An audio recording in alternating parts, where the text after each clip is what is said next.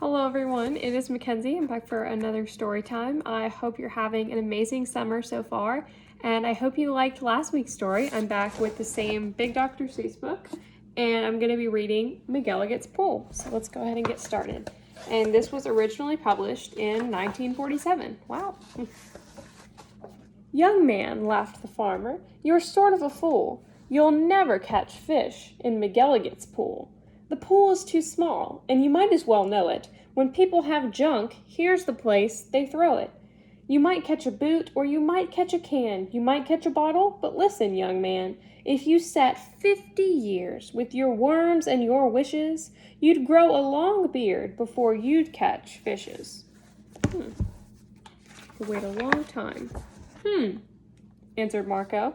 "It may be, you're right. I've been here 3 hours without one single bite. There might be no fish, but, well, there might. 'Cause you never can tell what goes on down below. This pool might be bigger than you or I know.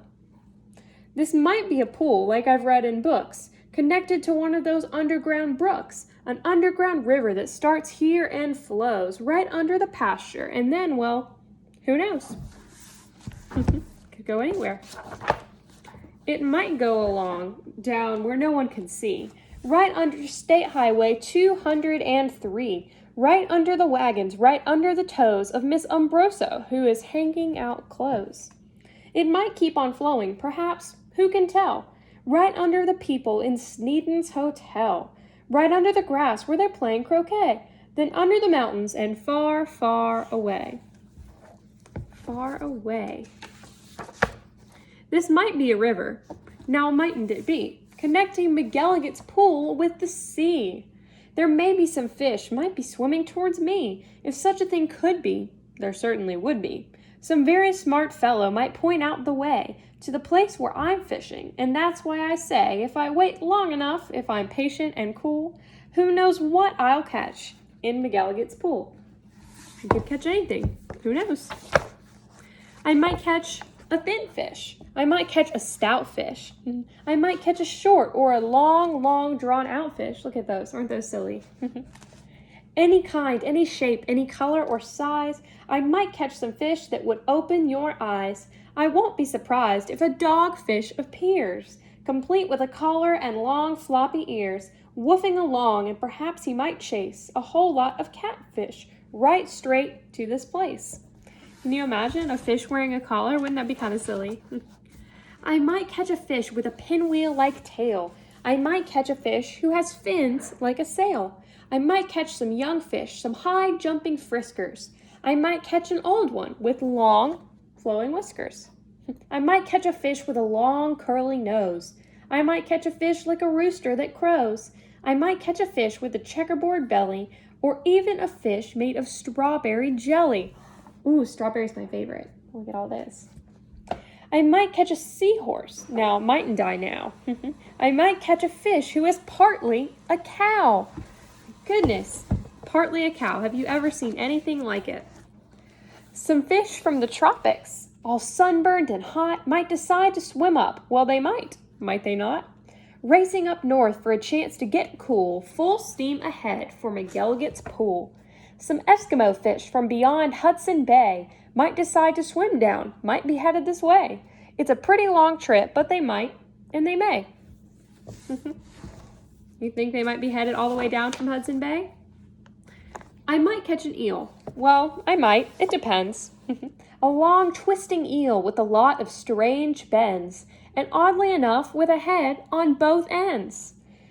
If one doesn't catch this kind of fish as a rule, but the chances are fine in McGilligut's pool. I might catch a fish with a terrible grouch, or an Australian fish with a kangaroo's pouch. A fish with a kangaroo pouch? Say what?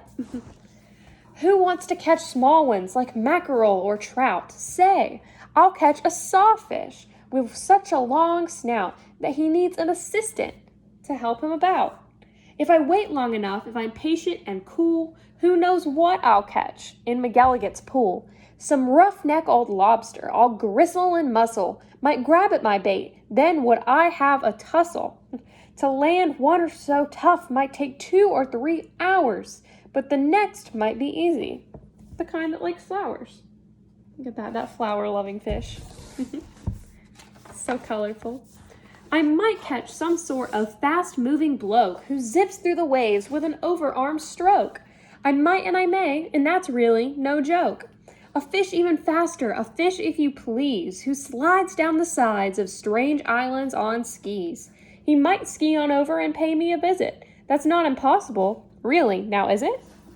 Some circus fish from an acrobat school might stage a big show in McKenize's pool. Now, I would love to see that, a fish show.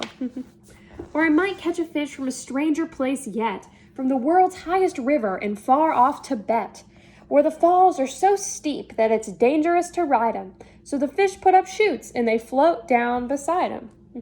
From the world's deepest ocean, from way down below, from down in the mud where the deep divers go, from down in the mire and the muck and the murk, I might catch some fish who are all going glurk. Glurk. Look at that picture. No text on that page, but it's a fun visual. Whales. I'll catch whales. Yes, a whole herd of whales, all spouting their spouts and thrashing their tails. I'll catch 50 whales, then I'll stop for the day, 'cause there's nothing that's bigger than whales, so they say. Still, of course, it might be. What might it be? I guess we're gonna have to turn the page and see. That there is something bigger. Some sort of thing, kind of thingamajigger. A fish that's so big, if you know what I mean, that he makes a whale look like a tiny sardine. Look at that. That is huge. My goodness. I don't know what I would do if I saw a fish that big. Oh, the sea is so full of a number of fish. If a fellow is patient, he might get his wish. Look at all of those fish in the sea. And that's why I think that I'm not such a fool when I sit here and fish in McKenize's pool. The end. Oh, I love that story.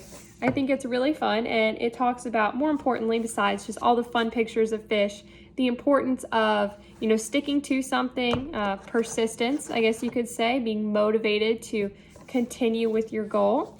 And I think it's really fun to find the hidden little lessons in stories. I can't wait to read another Dr. Seuss book for you all next week. Thank you so much for watching. Bye.